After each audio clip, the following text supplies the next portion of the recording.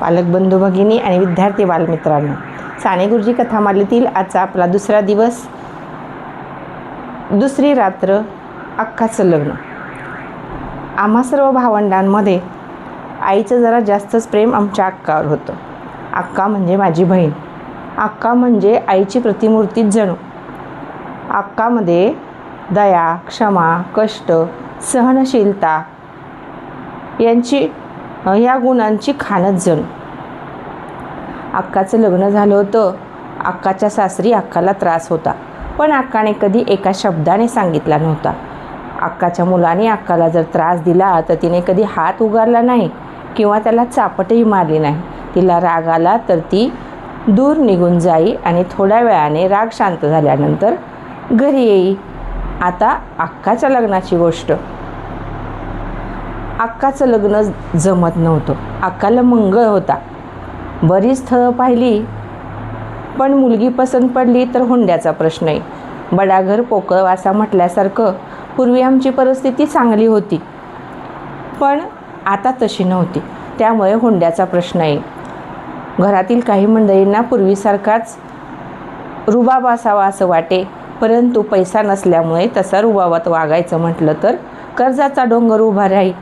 असं करत करत अक्काची स्थळं बघत बघत दिवस गेले आणि जमलं एकदाचं लग्न. लग्नासाठी रत्नागिरीला जायचं होतं. पालघरहून आम्ही रत्नागिरीला जाणार होतो. मी त्यावेळी जेमतेम 6-7 वर्षांचा असेन. मला काही तो प्रसंग एवढा आठवत नाही, पण मात्र फेसाळलेला समुद्र, उसळणाऱ्या लाटा, बैलगाड्या एवढं काहीच आठवते. आईच नेहमी हा प्रसंग आम्हाला सांगायची. लग्नासाठी आम्ही निघालो. बैलगाड्या निघाल्या. गावातील आणि घरातील मिळून 50 ते 75 माणसं निघाली. बरोबर गडी माणसंही होती. पडावात बसलो.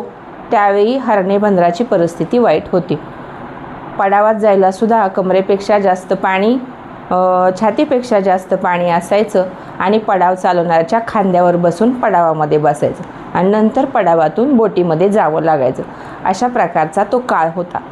जवळजवळ 90 ते 100 वर्षापूर्वीचा हा काळ आपण पाठीमागे जातोय या कथेच्या माध्यमातून. त्यावेळेस सोयीसुविधांचा अभाव होता. आपल्या देशाला स्वातंत्र्यही मिळालेलं नव्हतं. अशा परिस्थितीतली ही कथा अक्काचं लग्न आणि त्या समुद्रातून पडावातून केलेल्या प्रवासातला एक प्रसंग आहे अक्काचं लग्न. आणि मग पडावामध्ये बसले. पडाव वलवायला सुरुवात झाली.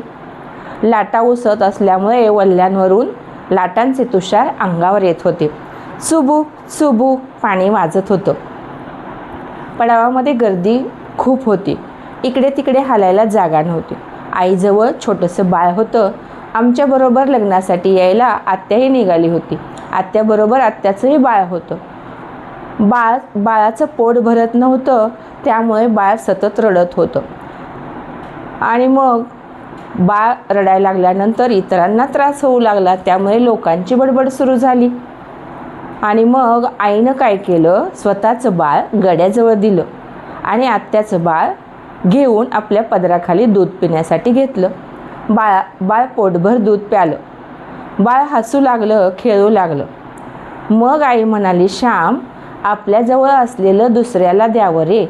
दुसऱ्याचे अश्रू पुसावेत, त्याला सुखवावं. श्याम, स्वतःच्या मुलाचं कोड कौतुक कुणीही करतं, पण दुसऱ्याच्या मुलाचं कोड कौतुक तेवढ्याच प्रेमानं करणं हे खरं थोरपण हो. या गोष्टीतून आपण काय शिकलो, तर आपल्या मित्रमैत्रिणींना अडचणी आल्या तर त्यांच्या अडचणी सोडवायच्या, त्यांना हसवायचं, त्यांचे अश्रू पुसायचे, त्यांना आनंद द्यायचा. व्हिडिओ आवडल्यास या व्हिडिओतून आपल्याला काय शिकायला मिळालं ते मला कमेंटमधून सांगा. व्हिडिओ आवडल्यास लाईक, शेअर, सबस्क्राईब करा. धन्यवाद.